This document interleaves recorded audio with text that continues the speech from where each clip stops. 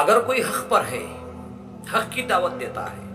بدلے میں لوگ اگر اس کے ساتھ برا سلوک کرتے ہیں، تانا دیتے ہیں، تو سمجھ لو تمہارا وہ کام اللہ کو پسند آ چکا ہے، تمہارا اجر بڑھ رہا ہے۔ کوئی اندازہ نہیں لگا سکتا کہ حق کہنے کے بدلے میں جو برائی تمہیں مل رہی ہے، اگر اس پر صبر کر لو گے تو کل قیامت کے روز اس کے اجر کو آپ دیکھیں گے، تو وہ شخص جو آپ کو تانے مارتا تھا وہ کہے گا کہ کاش اس وقت میری زبان بند ہو چکی ہوتی، کاش میں گونگا ہو چکا ہوتا، کاش میں یہ الفاظ نہ کہا ہوتا تو کتنا بہتر تھا۔ اللہ ہمارا مالک ہے، ذالک الیوم الحق، اس دن وہ حق کا فیصلہ کرے گا، اس دن کا وہ مالک ہے جس دن حق کے فیصلے ہوں گے۔